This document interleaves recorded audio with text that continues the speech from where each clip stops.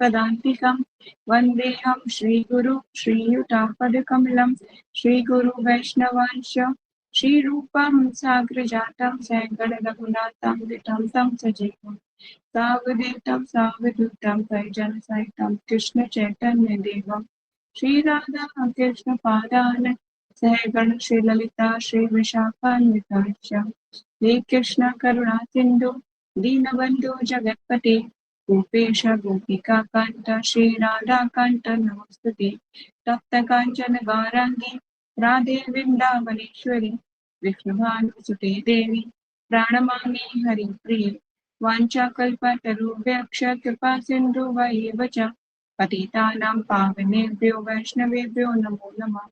जय श्री कृष्ण चैतन्य प्रभु नित्यानंद श्री अद्वैत गदाधर श्रीवासादि गौर भक्तवृंद हरे कृष्णा कृष्ण कृष्ण हरे हरे हरे राम राम राम हरे हरे।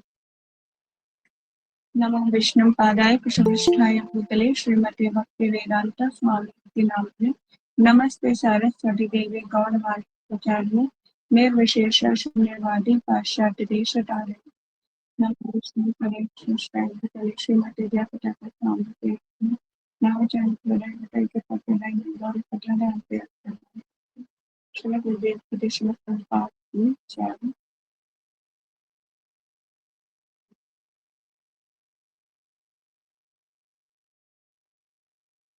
मुखं करोतिवाचालं पङ्गुं लङ्घयते यत्कृपातं वन्दे श्रीगुरुदीनतारिणं परमानन्दमाधवं श्रीचैतन्येश्वरम्। हरे कृष्णा एवरीवन। तो स्टार्ट करते हैं। Glories of Shrimati Radha Rani. Yes, आप लोग के पास बुक है, प्लीज अपनी बुक निकाल लीजिए। ठीक है, तो आज हम जिस लीला में प्रवेश कर रहे हैं, ये लीला हमने थोड़ी पहले पढ़ी है, पर यहाँ पर ये लीला जो काफी उसमें दी हुई है, डिटेल में दी हुई है। ठीक है, तो स्टार्ट करते हैं। आप लोगों को मेरी आवाज आ रही है? हरे कृष्णा।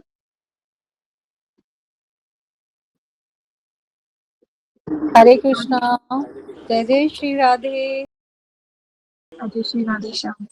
ठीक है, तो मेरी आवाज आ रही है ना सबको? हरे कृष्णा।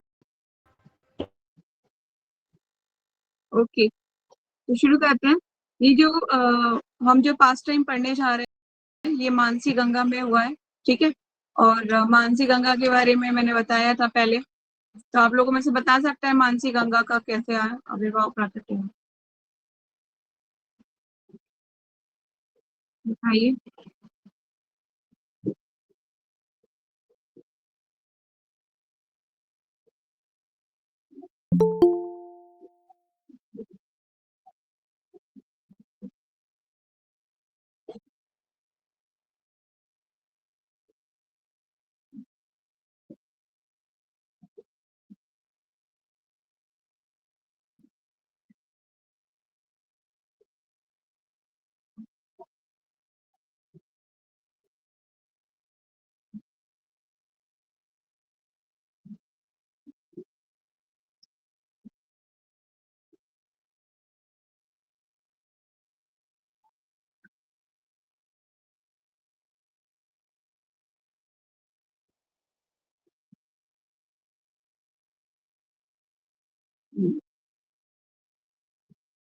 Yes, thank you.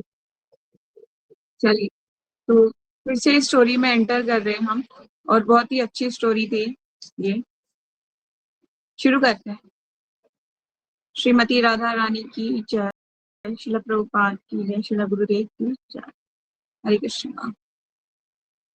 एक बार नंद बाबा, माता यशोदा एवं अन्य गोपगण गंगा के पवित्र जल में स्नान करने के उद्देश्य से यात्रा का आयोजन करने लगे। है तो ये वही स्टोरी, पर अब थोड़ा सा बड़ी डिटेलिंग में।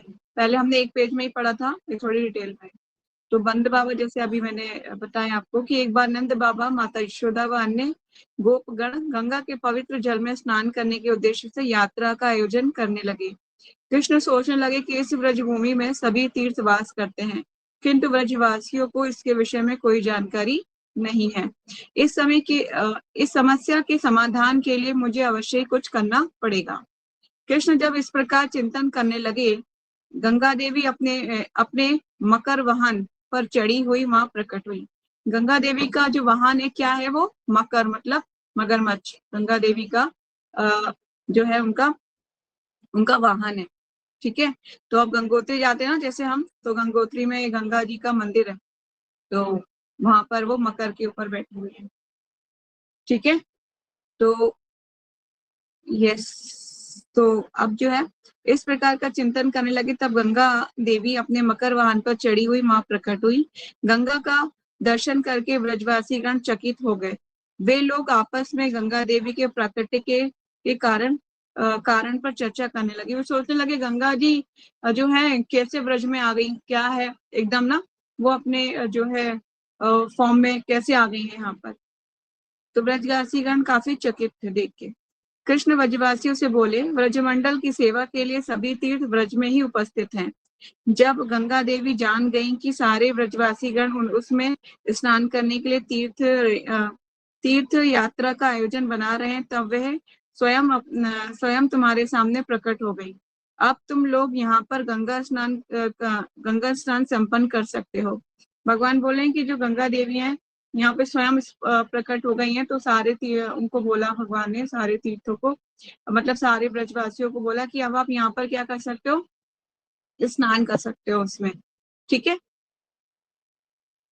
नेक्स्ट, चूंकि ये तीर्थ कृष्ण के मन से प्रकट हुआ था, इसीलिए उस दिन से ये मानसी गंगा के नाम से प्रसिद्ध हो गया। जब हम गिरिराज जी की परिक्रमा करते हैं तो मानसी गंगा बीच में पड़ती है। ठीक है, तो बहुत सुंदर दिखाई देता है उनका वो कुंड। तो आगे चलते हैं। एक बार मथुरा के ब्राह्मण गण गोवर्धन पर्वत के निकट गोविंद कुंड के किनारे एक हवन यज्ञ कर रहे थे। पौर्णमासी जी संपूर्ण ब्रज में ये घोषणा कर दी, जो व्यक्ति इस यज्ञ में हिस्सा लेगा वे एवं हव्य अर्पित करेगा, वे दीर्घ जीवन की प्राप्ति एवं अपनी गौ संप्रदा की वृद्धि प्राप्त करेगा। तो वो ये घोषणा किसने की थी? पौर्णमासी देवी ने। क्या घोषणा करी है उन्होंने बोला है कि जो व्यक्ति इस यज्ञ में हिस्सा लेगा, और उसमें एक हवि होते हैं ना, हवि डालते हैं उसमें हवन वगैरह की सामग्री, तो उसे हव्य भी बोलते हैं, हव्य अर्पित करेगा, वे दीर्घ जीवन की प्राप्ति होगी उसे, और उसे गौ संपदा। पहले जमाने में लोग ये नहीं देखते थे कि कितना बड़ा वो है आपके पास धन धान्य। पहले जमाने में लोग ये देखते थे आपके पास कितनी गायें हैं आपके पास।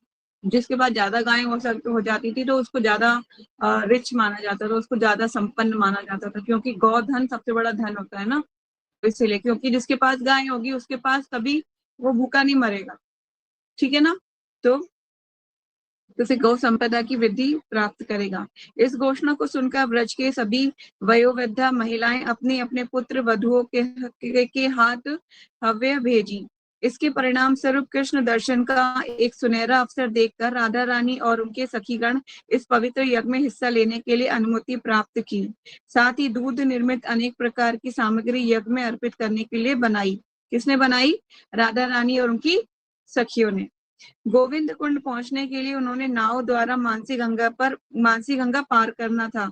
उनको कैसे करना था मानसी गंगा पार?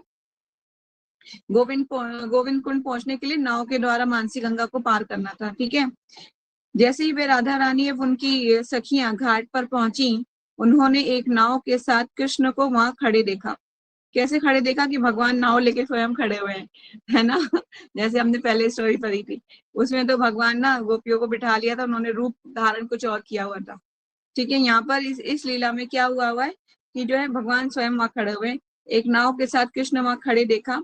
जैसे ही वे वहां पहुंची, कृष्ण पुकारने लगे। क्या पुकार रहे हैं? आओ आओ मैं तुम लोगों के लिए तट पर एक नौका रखा हूँ। राधा रानी एवं उनकी सहचरियां गोपियां अपने दही माखन घी एवं अन्य दूध निर्मित सामग्रियों की हांडियों को लेकर नौका में चढ़ गई। किंतु उसी समय राधा रानी नौका की दशा अवस्था पर ध्यान दी। राधा रानी ने ध्यान दिया कि नौका की अवस्था क्या है।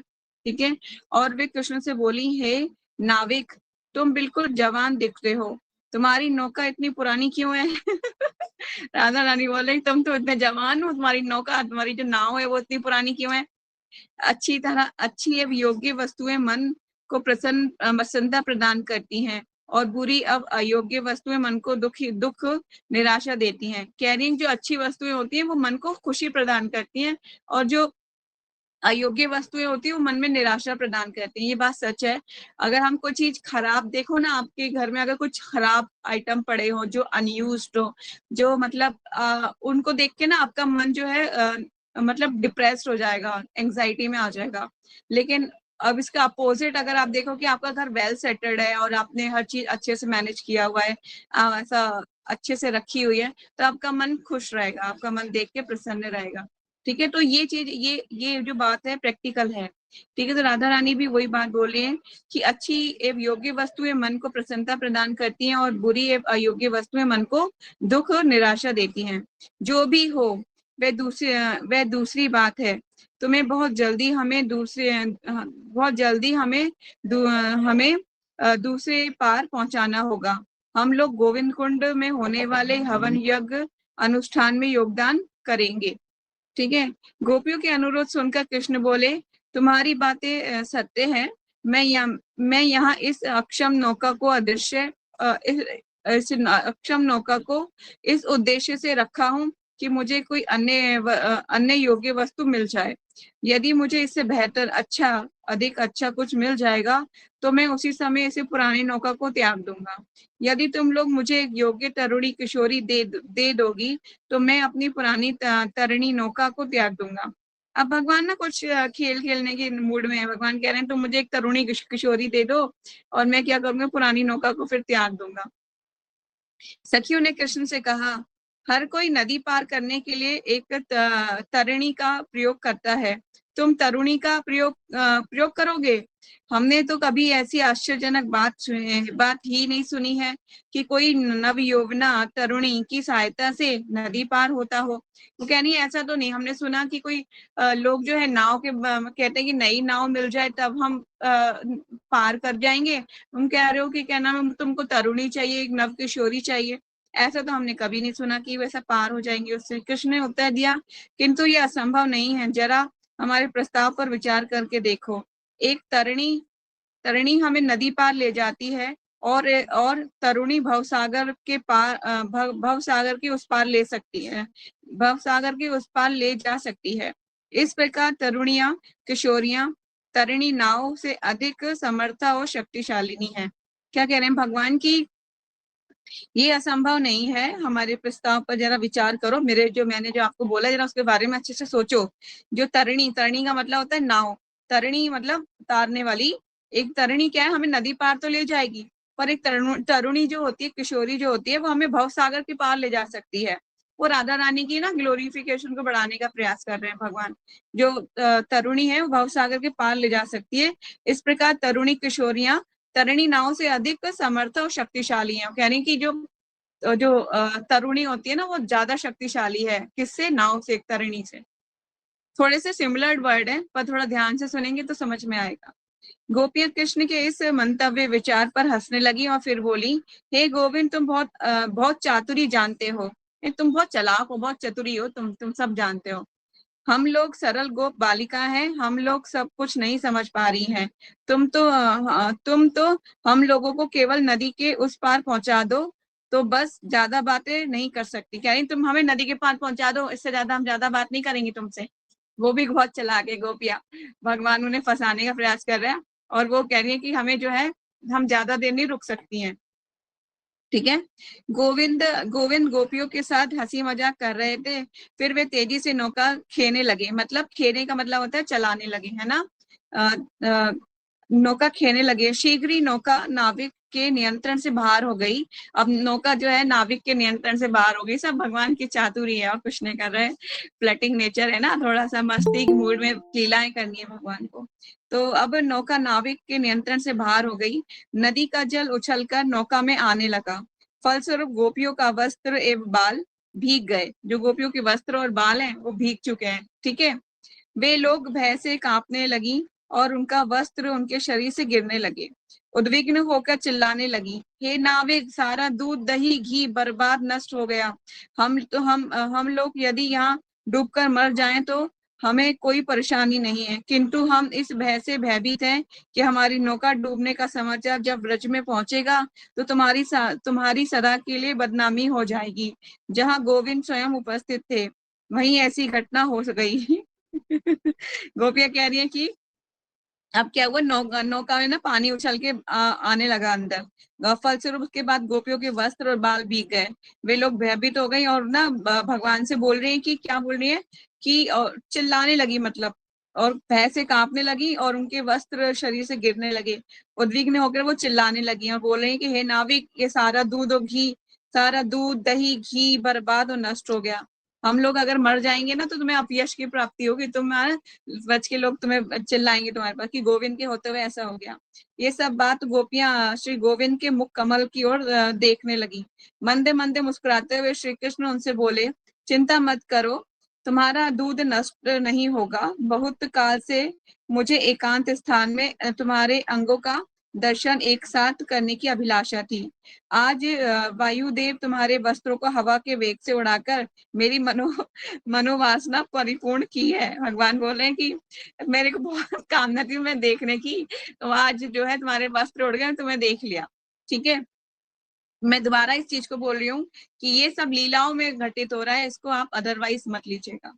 उसी समय उस लीला को और परिपूर्ण करने के लिए योग माया मानसी गंगा के बीच एक दीप की रचना कर दी। अब योग माया ने क्या किया है, मानसी गंगा के बीच में एक दीप बना दिया, छोटा सा, एक कहते हैं ना क्या बोलते हैं उसको, आइलैंड टाइप का छोटा सा, यस, दीप बना दिया है। राधा रानी और उनकी सहचरियां सखियां वृंद वृंद और वहां कृष्ण के साथ विविध मधुर लीलाओं के आस्वादन की। कुछ समय बाद कुछ समय के बाद उन सब ने नदी को पार करके यज्ञ स्थल की ओर प्रस्थान किया। अब फिर उन्होंने नदी पार कर ली है और फिर वो पहुंच गए कहाँ, यज्ञ स्थल पर। ठीक है, तो ये मानसी गंगा का एक और प्राकृत्य हमने सुना जिसमें भगवान ने नौका विहार किया। तो पहले की जो स्टोरी हमने सुनी थी वो अलग टाइप की, थोड़ी सी अलग थी, और ये अलग है क्योंकि अलग अलग कल्प में अलग अलग घटनाएं होती हैं, तो इसलिए स्टोरी में ट्रू हो जाता है। Next chapter number 39, Radha Krishna के प्रेम अश्रु से बना प्रेम सरोवर। अब जो प्रेम के जो अश्रु हैं उनसे क्या बनेगा, प्रेम सरोवर। किस किसने प्रेम सरोवर देखा है गोवर्धन पे, रेज योर हैंड। प्रेम सरोवर नहीं देखा? बहुत बड़ा सा प्रेम सरोवर है, उसके बाहर जो है एक मंदिर भी है, उनका नाम नहीं याद आ रहा मुझे मंदिर का, बहुत सुंदर विग्रह है वहां पर। प्रेम सरोवर तो बहुत सुंदर सा, प्रेम सरोवर तो जरूर पड़ता है गिरिराज की परिक्रमा में, स्टार्टिंग में ही पड़ता है। चलिए कोई नहीं, नेक्स्ट टाइम जाएंगे तो मैं आपको दिखाऊंगी। यस, एक बार समस्त सखियों के साथ युगल किशोर श्री श्री श्री राधा श्याम सुंदर एक अन्य अन्य मनोरम सरोवर के किनारे आए। ये सरोवर विभिन्न प्रकार के पुष्प उद्यानों, यहाँ पे क्या थे, बहुत सारे पुष्प के उद्यान थे, उद्यान समझते हैं गार्डन, ठीक है, पुष्प उद्यानों से घिरा हुआ था। एक उनसे मन को मन को मतवाला करने वाला सुगंध निकल रहा था। जो गार्डन है ना उसमें बहुत सुंदर सुंदर फ्लावर्स थे, और जो मन को, मतलब इसमें लिखा हुआ है मतवाला बनाने वाला, मतलब काफी उसको उसमें खुशी हो रही थी भगवान को देख के ना, जैसे कहते हैं ना, हमें जब किसी चीज, सुंदर चीज को देखते हैं, सुंदर फ्लावर्स को देखते हैं तो हम भी खुश हो जाते हैं, है ना। बचपन में तो फ्लावर्स देख के कुछ बच्चे, छोटे छोटे बच्चे होते हैं ना, वो नाचने लग जाते हैं। बहुत सारे फ्लावर के गार्डन में उन्हें छोड़ दो तो वो नाचना शुरू कर देंगे। इस तरह से तो भगवान यहीं पे वो वर्ड को यूज किया हुआ कि मन, जब मन को मतवाला करने वाला सुगंध निकल रही थी उसमें से। राधा कृष्ण और वहां एक रतन जड़ित सिंहासन पर बैठे थे। भगवान कहाँ बैठे थे, राधा और कृष्ण, राधा श्याम सुंदर का नाम लिया हुआ है यहाँ पे, श्री श्री राधा श्याम सुंदर एक रतन जड़ित सिंहासन पर बैठ गए और उनको घेर कर प्यासे चातक पक्षी की तरह सखियां उस दिव्य युगल की उपरूप को देख रही थी। मतलब राधा श्याम सुंदर वहां बैठे थे एक रतन जड़ित सिंहासन पर, और उनको जो सखियां उनको घेर के वहां पे बैठी हुई थी। ठीक है, तो यहाँ पे जो वर्ड यूज किया हुआ है, प्यासे चातक पक्षी की तरह। चातक पक्षी के बारे में मैंने आपको बताया था कि चातक पक्षी क्या करता है, वो सिर्फ बारिश का ही पानी पीता है, और बारिश नहीं होती वो भूखा प्यासा मर जाएगा, पर वो और कोई पानी नहीं पीता है। ठीक है, उसी समय एक भौरा उड़ते उड़ते कुंज के भीतर प्रवेश किया। जो भौरा होता है ना, आपने देखा है? किसी ने भौरा देखा है? किस किसने देखा है भौरा? सबने देखा है? जयश्री ने देखा है, ओके। हमारे यहाँ भी आता है टेरेस पे भौरा। वो ब्लैक कलर का होता है, ठीक है, और ना बहुत आवाज करता है, बहुत जोर जोर से आवाज करता है वो। मतलब आपके आसपास घूमेगा ना, गोल गोल गोल गोल फ्लावर्स पे बैठेगा, इधर बैठेगा। तो वो बहुत कहते हैं, मोहन प्रभु जी बताते हैं एक लेक्चर में कि वो ना, उसका एक नाम मधुसूदन भी है, और वो काट भी लेता है अगर उससे ज्यादा छेड़ोगे तो लेकिन वो उसकी साउंड बहुत तेज होती है। उसी समय एक भौरा उड़ते उड़ते कुंज के भीतर प्रवेश किया एवं राधा रानी के कानों के ऊपर बैठने का प्रयास करने लगा। राधा रानी के कान में ऊपर होता है ना, और वो फ्लावर्स, एक तो वो फ्लावर्स का वो पहनती थी गजरा, आपको पता है ना, श्रीमती राधा रानी फ्लावर्स का गजरा पहनती है, बालों में फ्लावर्स लगाती हैं। तो उनके कानों के ऊपर वो मंडरा रहा था, बैठने का प्रयास कर रहा था। तो अब देखिए क्या होता है। तो वो उनके कान के ऊपर बैठने का प्रयास करने लगा। राधा रानी उससे अत्यंत भयभीत हो गई, डर गई। अब इतना ज्यादा गूं आवाज कर रहा होगा, राधा रानी बहुत डर गई हैं। श्री कृष्ण उनसे बोले, मधुकर को अपनी रूप माधुरी पान करने दीजिए। भगवान बोले, जो ये मधु है ना, मधुकर, इसको क्या करो, अपनी रूप माधुरी पान करने दो, उसको बैठने दो, अपने मतलब गजरे पे बैठ रहा है, कान पे बैठ रहा है, बैठने दीजिए। आप इससे भयभीत क्यों हो रही हैं? जब कृष्ण सखा मधुमंगल ने देखा, मधुमंगल ने देख लिया कि राधा रानी को ये परेशान कर रहा है बार बार, अब वो उसे हटाने का प्रयास कर रही है, इधर उधर ऐसे ऐसे हाथ मार रही है, पर वो हट नहीं रहा है, बार बार वहीं पे आ रहा है, क्योंकि फ्लावर्स का गजरा पहना हुआ है ना राधा रानी ने, इसलिए। तो फिर अब मधुमंगल ने देख लिया। मधुमंगल कौन है?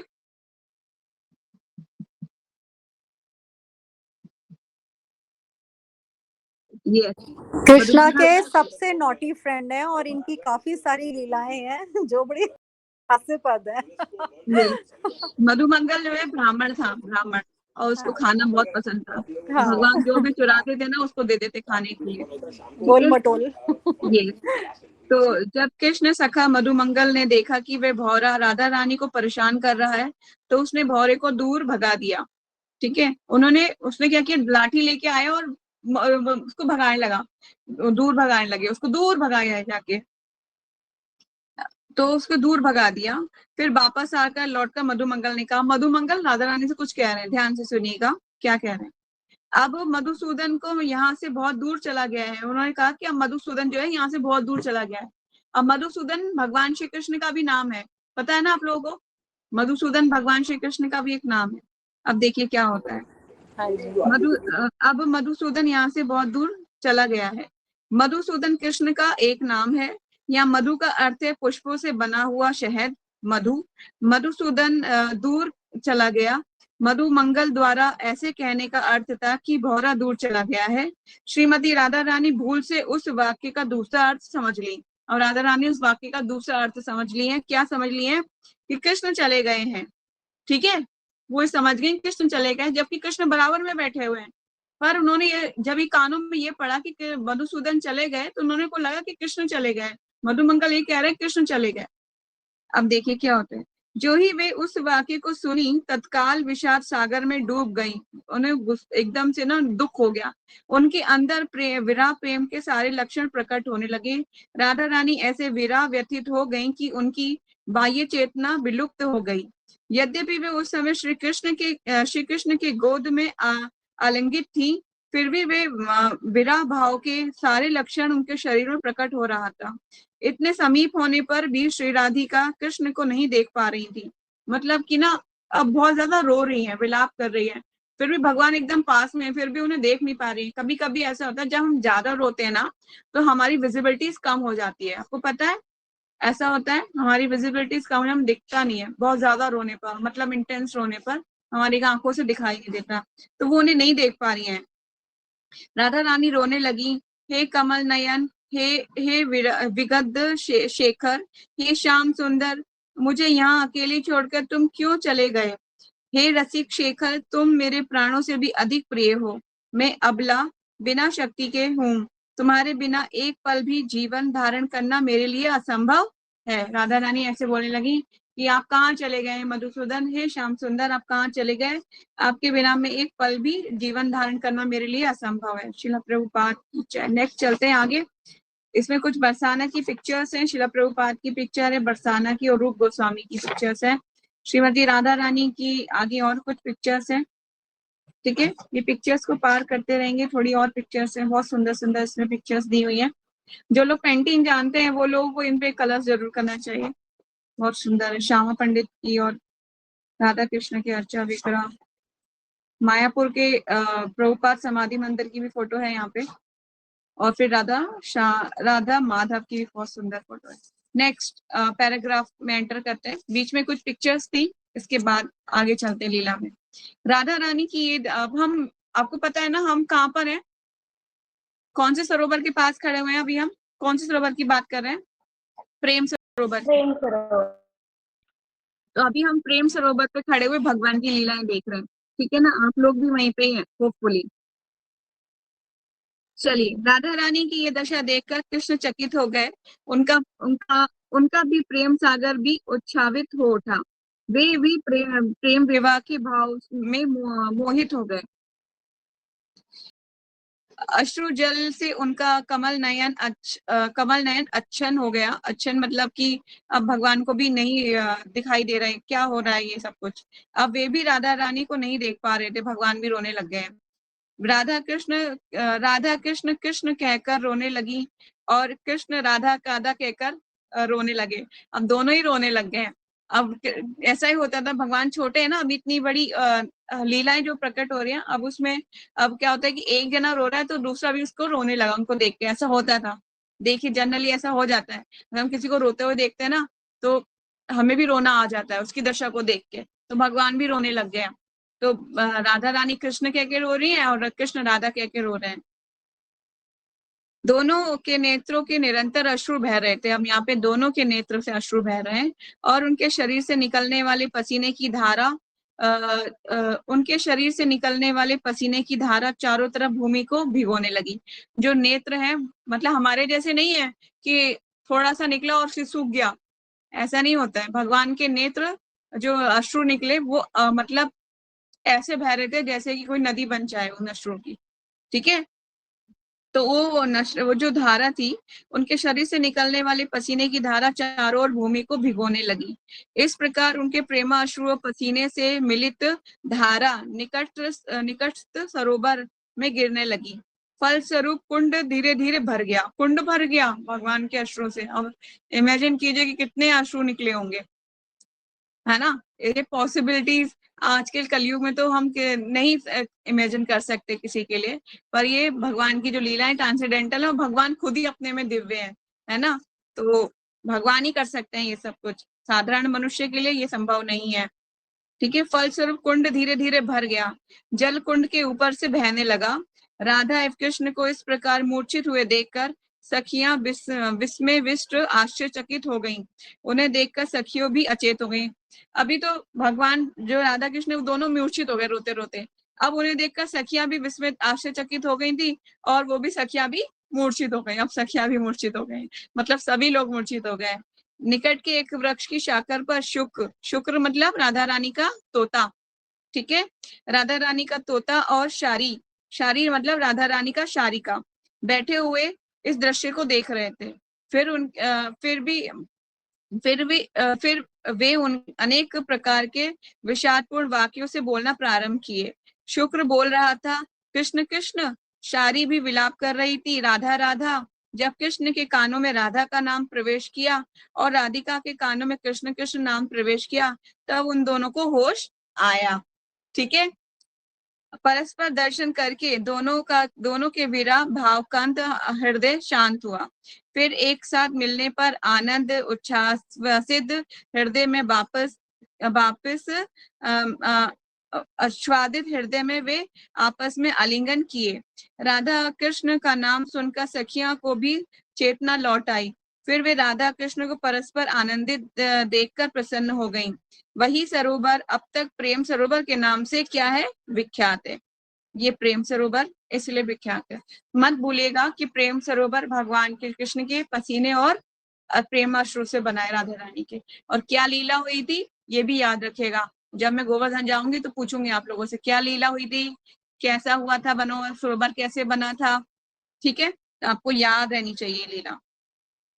तो आज भी वही सरोवर अब तक प्रेम सरोवर के नाम से विख्यात है। ये दिव्य युगल श्री राधा कृष्ण के विगलित द्रव रूपी प्रेम का सरोवर है, ठीक है, जो भगवान श्री कृष्ण और राधा रानी का जो अश्रुत है प्रेम के साथ। तो श्रीमती राधा रानी की जय। तो अभी हमारे पास टाइम है, एक और लीला में आगे चलते हैं। तो चैप्टर नंबर 40, सुबल के छद्म वेश में श्रीमती राधा रानी। अब देखिए सुबल कौन था, बताइए जरा, सुबल कौन है?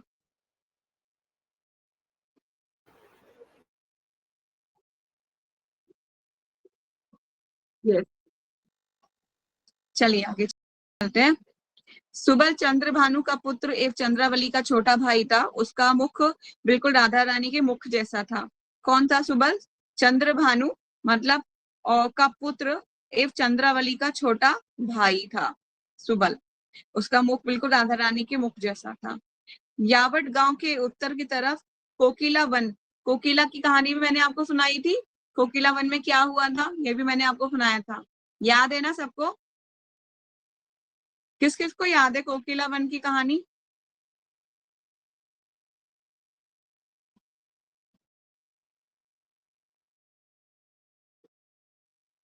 ओ माय गॉड, भूल गए आप लोग? कोकिला वन में भगवान ma'am. कृष्ण तो भगवान कोयल के जैसे बोले थे कू करके, राधा रानी फिर बोली है कि मैं देख के आती हूँ पास की कहीं को कोयल बोल रही है, जाती है ना, याद है? ऐसे नहीं Yes, बोलते, ma'am. इतनी जल्दी बोल गए आप लोग। भगवान कोयल की आवाज निकाल निकाल के राधा रानी को बुला रहे थे, ठीक है। यावट गांव के उत्तर की तरफ कोकिला नामक एक स्थान है, जब वहां से एक दिन भगवान कृष्ण बांसुरी बजाकर राधा रानी को बुलाने लगे। उस बांसुरी के स्वर में एक विशेष गुण था कि जिससे राधा रानी के अतिरिक्त और कोई उसे नहीं सुन सकता था। राधा रानी के अलावा कोई और नहीं सुन सकता था। किस कौन से गांव में गए थे भगवान? यावट के उत्तर की तरफ कोकिला वन नामक एक स्थान है, वहां एक दिन भगवान कृष्ण ने क्या किया, बांसुरी बजाकर राधा रानी को बुलाने लगे। उस बांसुरी का स्वर एक विशेष गुण था। उसमें क्या विशेष गुण था कि इससे राधा रानी के अतिरिक्त और कोई नहीं सुन सकता था, ठीक है। भगवान चाहे जिसको बुलाना चाहे ना बस वही सुनता था उस टाइम पे। ये खास बात थी भगवान की बांसुरी में कि भगवान जब बांसुरी बजाएंगे, अगर राधा रानी के लिए बजा रहे हैं तो राधा रानी को ही सुनाई देगा, अगर समस्त गोपियों को बुला रहे हैं तो उन्हें सुनाई देगा, ठीक है। तो ये विशेष कला भगवान जानते हैं।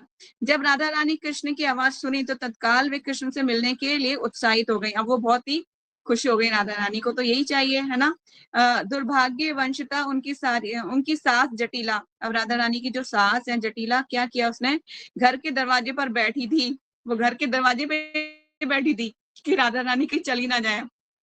दुर्भाग्यवशता उनकी सास जटिला घर के दरवाजे पर ही बैठी थी, इसलिए राधा रानी घर छोड़कर नहीं जा सकती थी। वे कृष्ण के विराम में कातर हो गईं। भगवान कृष्ण सुबल के साथ कोकिला वन के कुंज में भगवान राधा रानी की प्रतीक्षा कर रहे हैं, कोकिला वन में रही हैं, ठीक है। वे राधा रानी को देखने के लिए अत्यंत उत्सुक हो रहे थे। एक कुंज के बीच बीच में बाहर निकलकर चारों तरफ झांक कर देख रहे थे, राधा रानी आई कि नहीं। कुंज में लौटकर वे में कुंज में लौटकर वे कुछ के लिए प्रतीक्षा करते करते पुनः कुंज से बाहर आते और राधा रानी को ढूंढते। बार बार कुंज के अंदर जा रहे हैं, बार बार कुंज के बाहर आ रहे हैं, ढूंढ रहे हैं राधा रानी आई कि नहीं आई, आई कि नहीं आई। भगवान कितना प्रेम करते हैं ना श्रीमती राधा रानी से। बहुत समय बीतने के बाद भी राधा रानी वहां नहीं पहुंची। अब राधा रानी आई नहीं है। जब कृष्ण देखे कि राधा रानी के आने की कोई संभावना नहीं है, तब वे बहुत अधीर हो उठे और जोर जोर से पुकारने लगे, हा राधे, हा राधे। फिर भूमि पर मूर्छित होकर गिर पड़े। भगवान ना प्रेम में इतना ज्यादा, भगवान इंटेंस प्रेम में इतने ज्यादा विहल हो रहे हैं, मतलब इतने ज्यादा पुकार रहे हैं राधा रानी को, हा राधे, हा राधे। मतलब उस टाइम की कंडीशन वही समझ सकता है जो किसी से प्रेम करता होगा, ठीक है। सुबल कृष्ण को अपनी गोद में ले लिया। सुबल ने क्या किया है, भगवान को अपनी गोद में ले लिया। और उनकी आंखों से आंसू पोंछते हुए उन्हें शांत करने का प्रयास करने लगा। जो उनका मित्र है सुबल, उसने क्या किया है, वो आंसू पोंछ रहा है भगवान के, और कहा, सुबल ने कहा, मेरे प्रिय बंधु, तुम्हारी ये अवस्था देखकर हमारा हृदय विदीर्ण हो रहा है। कृपया करके बोलो कि मैं किस प्रकार तुम्हारी सहायता कर सकता हूँ। मुझे इस समय क्या करना चाहिए। भगवान कृष्ण सुबल को गले से लगा लिए और उनका उनका हाथ पकड़ लिए। सुबल से बोले, हे मेरी प्रिय बंधु सुबल, यदि तुम सही सही हमारी दुखमयी अवस्था को जान गए हो तो तुम अभी तुरंत जटिला के घर जाओ और किसी प्रकार राधा रानी को मुझसे मिलने के लिए लेकर आओ। राधा रानी से मिले बिना मैं जीवित नहीं रह, ठीक है। तुम जब तक राधा रानी को लेकर नहीं आ जाते तब तक मैं यही तुम्हारा इंतजार करूंगा। भगवान बोले, जब तक तुम नहीं लाओगे राधा रानी को, मैं यही इंतजार करता रहूंगा। जैसे क्या होता है कि अगर प्रेम के कहते ना, प्रेम के पाले भगवान को नियम बदलते देखा। भगवान क्या कर रहे हैं, सुबल को बोल रहे हैं, हाथ पकड़ लिया सुबल का भगवान ने। प्लीज, होता है ना, किसी कोई ऐसा बीच में मीडिएटर होता है तो क्या करते हैं, उसको यूज करते हैं अपने फ्रेंड्स, अपने मतलब बॉयफ्रेंड है या अपना, जैसे कि मटेरियल वर्ल्ड में भी ऐसा होता है। लेकिन भगवान क्या कर रहे हैं, सुबल का हाथ पकड़ लिया भगवान ने। सुबल को बोल रहे हैं कि प्लीज, अगर तुम मेरी एक्चुअल कंडीशन को समझ गए तो तुरंत चले जाओ राधा रानी के घर, और ना कैसे भी करके राधा रानी को यहाँ पर ले आओ। उनके प्रेम में, उनके बिना मैं यहीं पे मतलब और जीवित नहीं रह पाऊंगा। उन्हें तुरंत यहाँ लेकर आ जाओ। अब मैं उसका इसी वन में इंतजार करूं। कौन से वन में है भगवान? कोकिला वन में, ठीक है। जब सुबल अपने प्रिय बंधु कृष्ण के मुख से ऐसी बातें सुने तब उसने उनसे कहा, आपके निर्देश अनुसार मैं अभी यावत जा रहा हूँ। मैं वापस मिलने के लिए राधा रानी को यहाँ लाने का पूरा यथासाध्य प्रयास करूंगा। किंतु जब तक मैं लौट कर आऊं, तब यहाँ धैर्य के साथ भटकते रहना। भगवान से बोल रहा है सुबल, जब तक मैं वापस नहीं आऊंगा आप यहीं रहना, मतलब धैर्य धारण करना, आप व्याकुल मत होना, कृपया कर कर फिर से मूर्छित मत हो जाना, अब मुझे जाने दो। कह रहे हैं कि अब बेहोश मत हो जाना, मैं आ रहा हूँ और मुझे जाने दो, अब मैं जाता हूँ। तब सुबल जाने के लिए तैयार हो रहा था, कृष्ण ने उसे कसकर गले लगा लिए। भगवान ने उसे कस के हक कर लिया। अच्छा, तू मेरा कितना बड़ा काम करने जा रहा है, प्लीज तू जरा, मतलब भगवान ने उसे कसकर जो है गले लगा लिया और बोले, प्रिय सुबल, कृपया जाओ और मेरी सर्वाधिका प्रिय, मतलब सबसे ज्यादा प्रिय, सर्वाधिका प्रिय श्री राधा को यहाँ लाकर मेरे प्राणों की रक्षा करो। तुम्हें मेरे प्राणों से भी प्रिय श्रीमती राधा रानी को यहाँ ले आओ। सुबल तेजी से यावत जटिला के घर की ओर दौड़ा। वहां पहुंचकर वह जटिला के घर के सामने इधर उधर घूमने लगा। सुबल को देखकर जटिला उससे बुलाई, बुलाया जटिला ने और उससे कही, हे सुबल, तुम आज यहाँ क्यों घूम रहे हो? जटिला बोली, यहाँ पे क्यों घूम रहे हो तुम आज? सुबल जटिला को सादर प्रणाम किया और बोला, प्रिय नानी, मेरा एक बछड़ा खो गया है और उसकी माँ उसके लिए रो रही है। मैंने बहुत से लोगों से पूछा, उसमें से एक ने बताया कि ब्रज के इसी तरफ तुम्हारे घर के निकट एक बछड़े को घूमते हुए देखा है। उसने बछड़े का बहाना बनाया। सुबल ने बोला कि मैंने ना, हे मेरी नानी, मैंने देखा कि मेरा बछड़ा खो गया है और मेरी जो गाय उसकी माँ है वो रो रही है, और कुछ लोगों से मैंने पूछा तो उन्होंने बताया कि वो ब्रज में इसी तरफ आया है, तुम्हारे घर के निकट। जटिला को सुबल योग माया द्वारा प्रेरित हो रही है वो, क्योंकि योग माया भगवान की लीलाओं में क्या कर रही है, काम कर रही है, बढ़ाने का काम कर रही है। तो योग माया द्वारा प्रेरित होकर बोली, हाँ ऐसा है, ठीक है, किंतु सुबल गर्मी में घूम घूम कर तुम्हारा मुख लाल हो गया है। तुम ठंडे घर के अंदर चले जाओ। तो पुत्रवधू के सेविका को पुत्रवधू के सेविका को देखोगे, वे तुम्हें पीने के लिए पानी देगी। तुम वहां थोड़ी देर विश्राम करो, कुछ विश्राम करके फिर बछड़े को खोजते रहना। अब कहने, जरा अंदर चले जाओ, मेरी पुत्रवधू की एक सेविका है, वो तुम्हें पानी देगी और थोड़ी देर विश्राम करना और फिर विश्राम करके बछड़े को खोज लेना। सुबल ये बात सुनकर बहुत खुश हुआ और तुरंत घर के अंदर प्रवेश किया। वो यही चाहता था, घर के अंदर जाऊं मैं कैसे भी करके, क्योंकि मैसेज पहुंचाना है भगवान का। घर के अंदर प्रवेश किया। वे सीधे राधा रानी के कमरे में प्रवेश किया और वहां वे देखा कि राधा रानी भूमि पर बैठी हुई सिर पर हाथ रखे रो रही है राधा रानी। कृष्ण के पास जा नहीं पा रही हूँ मैं, बड़ी दिक्कत हो रही है, कैसे करूं, वो रो रही है। ललिता सखीबिंद उन्हें संतावना दे रही हैं। जब राधा रानी उसे देखी तो पूछने लगी, सुबल तुम कहाँ से आ गए हो?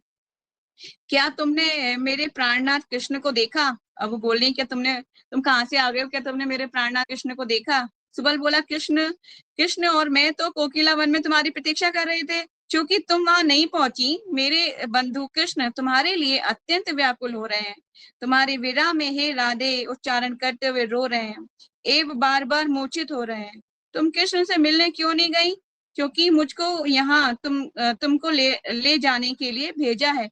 भगवान ने बोल रहे कि मैं तुम क्यों नहीं गई उनसे मिलने के लिए, और भगवान ने ना मुझे भेजा है तुमको यहाँ से ले जाने के लिए।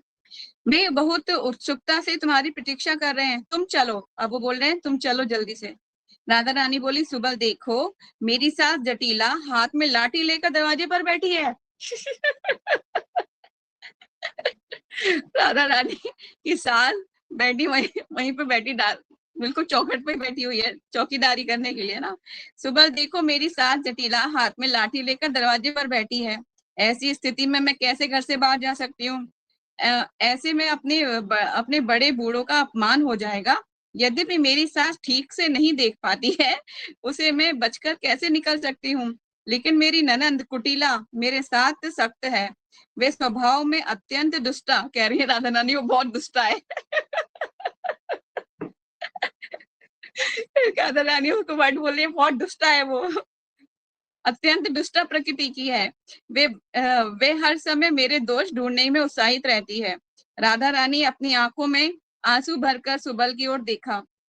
उसके बाद राधा रानी बोली, मेरे प्राणनाथ कृष्ण निश्चित रूप से कोकिला वन में मेरे विराम में कातर होकर इंतजार कर रहे होंगे। मैं भली भांति जानती हूँ, किंतु मैं क्या कर सकती हूँ? मैं प्राय निरुपाय हूँ, मतलब मैं कुछ नहीं कर सकती, कोई उपाय नहीं है मेरे पास। मेरे प्राणनाथ भूमि पर मूर्छित पड़े हुए हैं, किंतु मैं उनके लिए घर से बाहर नहीं जा सकती हूँ। मेरे प्राणनाथ मेरे लिए इस समय कष्ट पा रहे हैं, ये सुनना मेरे लिए कितना कष्टदायी है। इसको तुम नहीं समझ सकते हो। कह रहे हैं कि तुम इसे समझ नहीं सकते कि मैं उनको कष्ट में सुनना भी मेरे लिए कितना कष्टदायी है। तुम इस समय कुंज में वापस लौट जाओ और मेरे नहीं आ पाने का कारण को व्याख्या कर प्राणनाथ को शांत करो। कह रहे हैं सुबल को बोल रही है राधा रानी, क्या करो तुम ना वन में कोकिला वन वापस चले जाओ और जो मेरी ना आने का कारण है उनको बताओ। किसको बताओ? श्री कृष्ण भगवान श्री कृष्ण को बताओ कि मैं क्यों नहीं आ पा रही। शीघ्र जाओ, एक क्षण के लिए भी यहाँ देर मत करो। कह रही कि शीघ्र दौड़ के जाओ और देर मत करो, क्योंकि भगवान वहां मूर्छित हो रहे हैं। सुबल ने उत्तर दिया, राधे यदि मैं तुमको बिना लिए कृष्ण के पास जाता हूँ, सॉरी, तो उससे वे और अधिक कष्ट पाएंगे और तुम्हारे विराह में देह त्याग देंगे। ऐसी ही बात वहां से आते समय उन्होंने मुझे बोला है। कह रहे कि उन्होंने बोला कि अगर तुम नहीं गई तो तुम्हारे विराम में मैं क्या करूंगा? देह त्याग कर दूंगा। राधा रानी के लिए मैसेज भेजा है भगवान ने। तुम दोनों की विरह अग्नि को बुझाने के उद्देश्य से मैं एक परिकल्पना योजना सोच रहा हूँ, कृपया करके ध्यान पूर्वक सुनो। कह रहे हैं कान इधर लाओ पास में, मैंने एक योजना बनाई है, उसको सुनना क्या मैं करने जा रहा हूँ। सुबल अपनी आवाज को धीमी करके धीरे धीरे श्रीमती राधा रानी से कहा, मैं तुमको अपना वस्त्र पहना दूंगा। कह रहे हैं कि मैं जो हूं ना तुमको अपने वस्त्र पहना दूंगा। तुम जटिला के सामने ही घर से बाहर आओगी और तो भी वह तुमको पहचान नहीं पाएगी। इसके बाद तुम्हारी सखियां तुमको पोशाक वस्त्र पहना देंगी और मैं यहीं घर के अंदर ही रुकूंगा। राधा रानी आनंदित होकर हाथ से ताली बजाई और कहीं, तुमको बहुत बहुत धन्यवाद, ये सुनकर खुश हूँ। बोले सुबल ने क्या योजना बनाई है कि उन्होंने बोला राधा रानी को कान में कान पास लाओ तो राधा रानी ने कहा हाँ बोलो। तो फिर क्या हुआ, उन्होंने बोला कि मैं तुम क्या करूं, मैं तुम्हें अपने वस्त्र पहना दूंगा, तुम जटीला के सामने से घर से बाहर जा सकते हो, क्योंकि जटीला को पूरा दिखाई नहीं देता अच्छे से, तो वो सोचेगी कि कोई लड़का ही बाहर जा रहा है, घर से जो उधर गया था वही बाहर जा रहा है। उसके बाद क्या करना, तुम्हारी सखियां तुम्हारे वस्त्र ले जाएंगी और बाद में कुंज में जाने से पहले तुम्हें वस्त्र पहना देंगी, मैं घर के अंदर ही रहूंगा।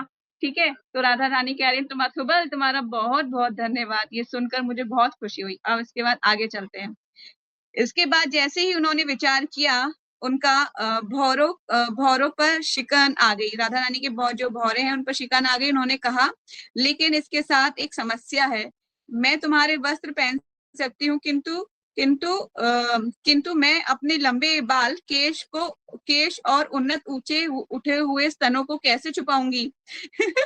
राधा रानी बोल रही है बालों को कहाँ छुपाऊंगी मैं, है, और ब्रेस्ट को कैसे छुपाऊंगी? राधा रानी क्वेश्चन कर रही है। तुम कुछ बुद्धि दो, कोई उपाय बताओ। यदि जटीला मुझको जाते समय पहचान ली तो फिर किसी दिन बाहर नहीं, अगर जटीला जाते हुए मुझे पहचान ली तो फिर किसी दिन बाहर नहीं जाने देगी और मैं अपने प्रियतम कृष्ण के साथ कभी नहीं मिल पाऊंगी। सुबल बोला प्रिय राधिके, इसके लिए चिंता मत करो, मैं पहले से ही तुम्हारे दोनों समस्याओं का समाधान सोच रखा है। पहली तुम्हारी सखियां तुम्हारे बाल को सिर के ऊपर इकट्ठा करके मेरी पगड़ी से ढक देंगी, कि जो मेरी पगड़ी है ना, तुम्हारे बालों को जूड़ा बना देंगी राधा रानी और उसे पगड़ी पहना देंगी तो बाल ढक जाएंगे, जैसे कृष्णा के ढक जाते हैं, ढक देंगी। और दूसरी, आते समय ही जटीला जान गई कि मैं अपना बछड़ा खोज रहा हूँ, अतः वे तुम्हें एक छोटा सा बछड़ा दे दूंगा, तुम उसे अपनी छाती से चिपका कर ले जाना। ऐसा होने पर तुम्हारी सास तुमको नहीं पहचान पाएगी, कोई नहीं जान पाएगा, सब लोग सोचेंगे कि तुम सुबल ही हो। तब राधा रानी सुबल की ऐसी योजना सुनी और वे प्रेमानंद में विहील हो गई। योजना पूरी तरह से तय हो जाने के बाद ललिता सुबल को राधा रानी की नीली साड़ी पहनाई। सुबल ने जो पहना हुआ था धोती नीले कलर की, उसको साड़ी भी यहाँ पे साड़ी बोला गया है, नीली साड़ी पहनाई, उसको राधा रानी के अलंकारों से सजा दी। उसके मस्तक पर सिंदूर, ये दोबारा पढ़ देती हूँ। योजना पूरी तरह से तय हो जाने के बाद ललिता सुबल को राधा रानी की नीली साड़ी पहनाई। अब ना क्या किया है उन्होंने, ललिता ने, अब जो सुबल है उसको राधा रानी बनाया हुआ है, घर के अंदर बिठाना है तो राधा रानी उसको बनाया हुआ है। अब जो राधा रानी है वो सुबल बन जाएंगी, समझ रहे हो ना आप, क्योंकि सुबल बन के घर से बाहर जाना है उनको। अब देखिए, योजना पूरी तय हो जाने के बाद ललिता सुबल को राधा रानी की नीली साड़ी पहनाई। ठीक है, सुबल को पहना दिए राधा रानी की नीली साड़ी, क्योंकि राधा रानी को नीला कलर बहुत पसंद है। उसको राधा रानी के अलंकारों से सजा दी, उसके मस्तक पर सिंदूर, आंखों में काजल, पैरों में आलता लगा दी। पैरों में आलता समझते हैं ना आप, किसको कहते हैं आलता, तो आलता लगा दिए। सुबल के सिर के पीछे कुछ नकली बाल लगा दिए, सुबल के बाल भी लगा दिए नकली। बहुत सारी तैयारियां कर, ललिता सखी बहुत होशियार है। ठीक है, नकली बाल लगा दी। नीले रंग की कंच की चोली, मतलब चोली भी पहना दी नीले रंग की, और कुछ कपड़ा वस्त्र ठूस कर नकली स्तन बना दी। सारा मतलब अच्छे से उनको तैयार तो आपको बहुत ज्यादा मजा आ रहा है ना? राधा रानी जी के तत्व में बहुत हंसी आ रही है ना? तो मतलब कपड़ा, it's a part of joke. हाँ, बहुत आनंद आ रहा है, बहुत अच्छा सुना रहे हो, बहुत बढ़िया लग रहा है। थैंक यू, हरे कृष्णा। तो आगे चलते हैं। तो अब राधा रानी नीले रंग की साड़ी बनाने के बाद उनको चोली पहना दी है, उसके बाद कपड़ा, कुछ वस्त्र ठूस कर नकली स्तन बनाई। फिर उसे सुबल को पहनाई, उसके दोनों हाथों में कई गुच्छा चूड़ियां पहनाई, गुच्छे पहना दी। ललिता सखी पूरा इंतजाम करिए, चूड़ियां भी पहना दी हैं। ठीक है, यस, चूड़ियां पहनाई। जब सखियां देखी कि सुबल बिल्कुल राधा रानी के समान लग रहा है, तब हंसने लगी, सब हंसने लगी। किसी लड़के को लड़की बना देना तो उसके बाद हंसी तो आएगी सबको, है ना। तो अब उसको सब हंसने लगी, सब सखियां एक खुशी में तालियां बजाने लगी। इसके बाद ललिता सुबल का वस्त्र राधा रानी को पहना दी। फिर सुबल राधा रानी के केशों को जूड़ा बनाकर और अपनी पगड़ी से ढक दिया। राधिका अपने मस्तक से सिंदूर, अपनी आंखों से काजल एवं अपने पैरों से आलता पोंछ दी। चूंकि सुबल चंद्रावली का भाई था, वे देखने में बिल्कुल राधा रानी जैसा लगता था। ठीक है, तो आगे चलते हैं। जब राधा रानी एकदम सुबल जैसा दिख रही थी, तब सुबल राधा रानी को एक छोटा सा बछड़ा दिया, जिससे उनका स्तन ढक रहा था। इसके बाद कृष्ण के कमलों का स्मरण करते हुए श्रीमती राधा रानी धीरे धीरे प्रधान मुख्य द्वार से होते हुए घर के बाहर निकल गई। ये तो चाहती थी वो, जो डंडा लेके बाहर बैठी थी। जटिला का क्या होता है देखते हैं आगे। जब जटिला राधा रानी को देखी तो सोची कि ओ, अब सुबल वापस जा है। फिर वे सुबह राधा रानी से बोली, ओ सुबल, क्या तुमने जल पिया? तुम्हारा बछड़ा मिल गया?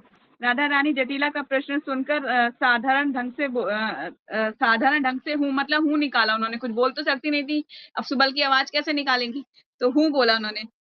मतलब कि कभी हम कहते हैं ना, अभी हम डायरेक्ट साउंड नहीं बोलते, तो का हाँ, हम का आवाज अंदर से बोलते हैं ना, तो वही बोला राधा रानी ने। बोली और उस स्थान का प्रस्थान कर गई। इसके बाद वे अपने प्राणों के ईश्वर कृष्ण से मिलने के लिए कोकिला वन की बढ़ गई। वहां कोकिला में भगवान कृष्ण राधा रानी के साथ सुबल को वापस लौटने की उत्सुकता से प्रतीक्षा कर रहे थे। छद्म वेशधारी, मतलब राधा रानी ने छद्म वेश का मतलब होता है झूठा वेश धारण करता, किसका? सुबल का। ठीक है, छद्म वेशधारी राधा रानी को पहचान नहीं पाए। छद्म वेशधारी मतलब जो झूठा वेश धारण किया था, कि वो राधा रानी को पहचान नहीं पाए। जब वे राधा रानी के बिना सुबल को वापस लौटते हुए देखे, तो वे सोचने लगे कि मैं सुबल को अपनी प्रियतमा राधा रानी को लाने के लिए भेजा था, किंतु असफल लौटकर आ रहा है। क्या हुआ? हो सकता है उसकी सास ने उसे घर से बाहर निकलने की अनुमति नहीं दी हो सकता है कि उसके सामने अन्य कोई बड़ी बाधा आ गई हो। इस तरह राधा रानी को नहीं आने के विभिन्न कारणों की कल्पना करते हुए अत्यंत चिंतित हो गए। तो सोचते हुए राधा रानी के नहीं आने का कारण जानने के लिए वे सुबल की ओर बढ़ने लगे। सुबल वेशधारी राधा रानी कृष्ण को देखकर प्रेमा आनंद में डूब गई, लेकिन वे अपने प्रति कृष्ण की आतुरता को देखने के लिए अपने स्वयं का परिचय गुप्त रखी। मतलब अभी राधा रानी ने अपना परिचय नहीं दिया है, अभी वो सुबल ही बनी हुई है। ठीक है, अभी राधा रानी ने भगवान से, देखिए क्या बोलती हैं। उनके निकट आने पर कृष्ण बोले, ओ सुबल, तुम अकेले ही लौटे हो? मेरी प्राणाधिका प्रिय राधा रानी कहाँ है? कहाँ उनको छिपाए हो? कहाँ है? इसे ना बताकर हमें क्यों कष्ट दे रहे हो? मुझे इतना कष्ट देकर तुमको क्या आनंद मिल रहा है? बोले कि तुम बताओ ना पूरी बात, तुम पूरी बात क्यों नहीं बता रहे हो? इतना नहीं बोल सकते हो? मुझे बहुत कष्ट मिल रहा है तुम्हारी इन बातों से। यदि तुम उसे कहीं छिपाए हो, तो कृपा करके मेरे पास लाकर मेरे प्राणों की रक्षा करो। कृष्ण जब इस प्रकार बोल रहे थे, तब राधा रानी उनके बहुत समीप आ गई और सुबल की आवाज में बोली, हे मेरे प्रिय बंधु, तुम्हारे निर्देशन अनुसार बछड़ा ढूंढने के बहाने से जटिला के घर गया और वहां दरवाजे पर ही वह बूढ़ी जटिला हाथ में लाठी लेकर बैठी थी। और वो उसकी आवाज में भगवान बोले कि बूढ़ी जटिला वहीं दरवाजे पर बैठी थी हाथ में लाठी लेकर। उसकी अनुमति लेकर घर के अंदर गया और वहां जाकर देखा कि सिर नीचे झुकाए हुए राधा रानी रो रही हैं। वे घर के बाहर निकलने में असमर्थता के कारण रो रही हैं। ललिता आदि सखियां उसे संतावना दे रही थी। राधा रानी मुझे देखकर पूछी, मैं कहाँ से आया हूँ और मैंने तुम्हें देखा है कि नहीं? मैं उनसे आपकी विरह कातर अवस्था का वर्णन किया। तब वह बोली, मेरे सास सामने दरवाजे पर बैठी है, इस कारण से मैं घर से बाहर नहीं जा पा रही हूँ। तब मैं इन सब बातों को आपसे बताने के लिए बिना सफलता प्राप्त किए आ गया। कृष्ण सुबल से ऐसी निराशाजनक सूचना सुनकर बोले, हे सुबल, तुम तो सब प्रकार का छल चातुरी जानते हो। मैं जितनी बार तुम्हें राधा रानी को लाने के लिए भेजा हूँ, तुम एक बार भी असफल नहीं हुए। बोल रहे हैं कि भगवान कृष्ण, तुम तो सारी चातुरी जानते हो, मैंने तुम्हें जितनी बार भी भेजा है राधा रानी को लाने के लिए, तुम कभी असफल नहीं हुए। अब आगे चलते हैं। इस बार क्यों असफल हो गया? कह रहे इस बार क्यों तुम इस बार फेल मैं रानी के बिना इस पृथ्वी पर जीवित नहीं रह सकता। जाते समय मैं तुमको ये बतलाया था, यदि मैं राधा रानी के विदा में प्राण त्याग दूंगा, मेरा मोर पंख, बांसुरी और गुंजमाला उन्हें दे देना। भगवान बड़े फ्रेंटी हो गए। भगवान बोले कि मैं अपने ना प्राण त्याग दूंगा, क्या करना, मेरा मोर पंख दे देना उनको, मेरी बांसुरी दे देना, मेरी गुंजमाला सब दे देना राधा रानी को। इसके बाद कृष्ण राधा रानी का नाम उच्चारण करते हुए रोने लगे, ओ राधे, ओ राधे, हे मेरी प्रियतमा राधे। कृष्ण की ऐसी विहल अवस्था देखकर राधा रानी स्वयं पर और अधिक नियंत्रण नहीं रख पाई। बछड़े को भूमि पर रखकर अपनी पगड़ी के सिर से खोलकर फेंक दी। उनके लंबे केश उनकी कमर तक नीचे लटक गए। रानी के बाल कैसे कमर से नीचे तक हैं, लंबे बाल हैं राधा रानी के। ठीक है। जब कृष्ण देखे कि सुबल के छद्म वेश में राधा रानी आई हैं, तब वे प्रेमानंद में भरकर गले से लगा लिए और उन्हें कुंज के अंदर ले गए और वहां परस्पर प्रेम का आदान प्रदान करने के बाद राधा रानी अपने घर के लिए प्रस्थान की।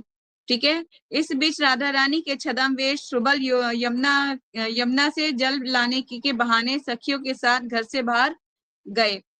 दोबारा पढ़ती हूँ उस लाइन को। उसी समय क्या हुआ था, राधा रानी के छद्म वेशधारी सुबल यमुना से जल लाने, अब सुबल घर से बाहर निकल गए, ठीक है, यमुना से जल लाने के लिए, क्योंकि अब उन्होंने राधा रानी का वेश धरा हुआ है।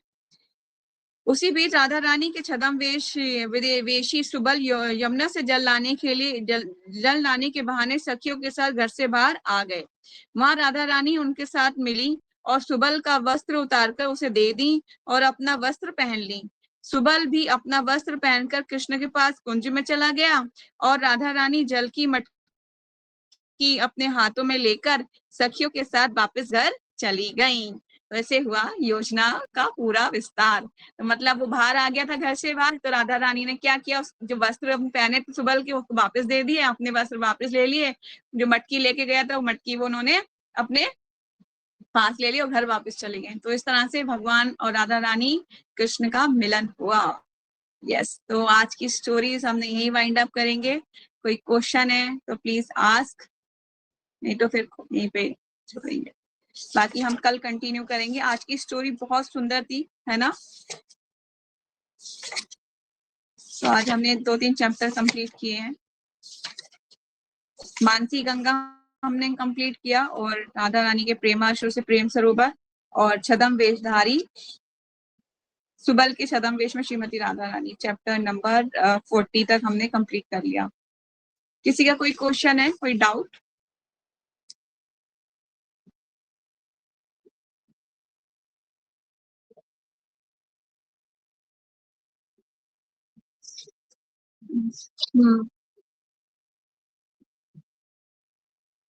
शालिका, आई थिंक मैं आपको उसके देख के बताऊंगी क्या होती है। मुझे ना ये संस्कृत फॉर्म है, हिंदी शुक्र का, ये संस्कृत में शुक्र को तोता बोलते हैं और शारिका को क्या बोलते हैं, अब मुझे देखना पड़ेगा।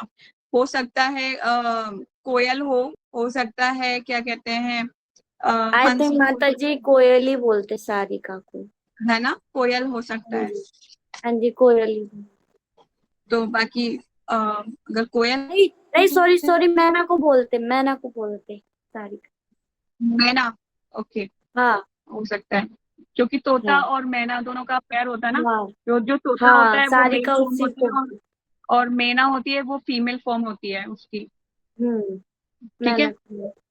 हाँ, तो इसीलिए तो आज ही हमने कंप्लीट करा। और कोई क्वेश्चन किसी का? नो, तो कल कंटिन्यू करेंगे सेम टाइम पे और आगे की लीलाओं में चलेंगे भगवान की। आई होप सब लोग को अच्छा लगा हो आज का क्लास, है ना। It's is very good story, पर इसको आप मटेरियल आइज से मत देखिएगा।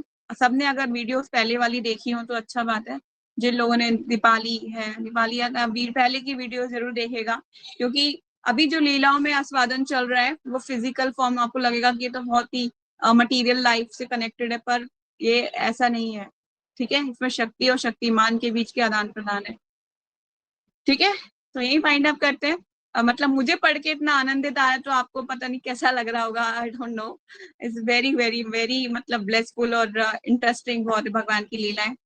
और ये लीलाएं नित्य निरंतर गोलोक में चलती रहती हैं भगवान के धाम में। हम भगवान से यही प्रेयर करते हैं कि प्लीज गिव मी, हमें ऐसी बुद्धि प्रदान की जिसके द्वारा हम उनको समझ पाए। ठीक है, thank you so much for joining. Hare Krishna, दंडवत प्रणाम इन कृष्णा नाइट सबको। वांछा कल्पतरुभ्यश्च कृपा सिंधुवैव च पतितानां पावनेभ्यो वैष्णवेभ्यो नमो नमः। अनंत कोटि वैष्णव भक्तवृंद की जय। नामाचार्य हरदास ठाकुर की जय।